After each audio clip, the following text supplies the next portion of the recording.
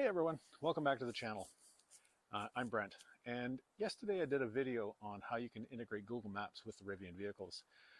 Today I wanted to redo that video. I didn't like how it turned out, so I wanted to redo that video. I wanted to talk a little bit more about planning of any type of trips that you're going to do, and then we'll go into how to demonstrate how we can integrate the Google Maps with the Rivian vehicles. Now, those iPhone users, I have not been able to find out how to do this using the Apple Maps. So if you're an iPhone user and you're using Apple Maps, I think you're going to be out of business. But if anybody does find a way to integrate that, please feel free to share that in the messages down below. So this is specific to Google Maps. So whether you've got Google Maps on your iPhone or you've got it on an Android device, this trick should work. There have been a lot of people who have used this technique who own Teslas, because Tesla has this integration. And from what I can see, Rivian has just opened that up with their vehicles in the past few months. I was looking for it when I first got this vehicle, but it was not available then. And I just noticed it a few months ago, and I wanted to do a quick video on it. So anyways, integration of Google Maps with your Rivian vehicles. So when you're going on a trip, whether a short trip or long trip, you pull up your Android or iPhone device, pull up Google Maps, plug in your destination, and it'll route that or plan that trip out for you, plan the route for you. So when it plans that route, it gives you the time, gives you the destination, the distance and the destination.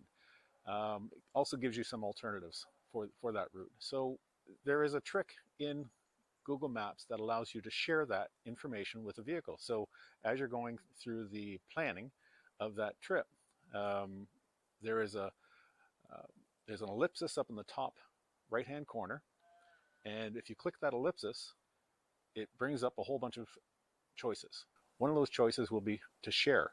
And if you click on share and then go down to the Rivian icon, you might have to click on more in order to find that Rivian icon, but you'll find the Rivian icon if you've got the Rivian app already loaded on your mobile device.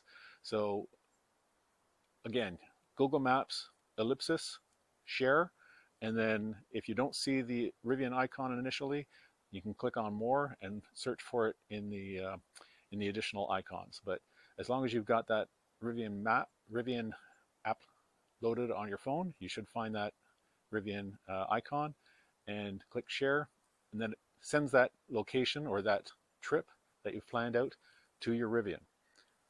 This is handy when if a family member has the Rivian and they get lost and they don't know exactly how to use the navigation in the Rivian, you can always send that navigation to wherever they need to go remotely. So it really comes in handy for planning your trips and helping family members find their destinations. All right, I've punched the destination into the app on my phone, and now I'll send it to the truck.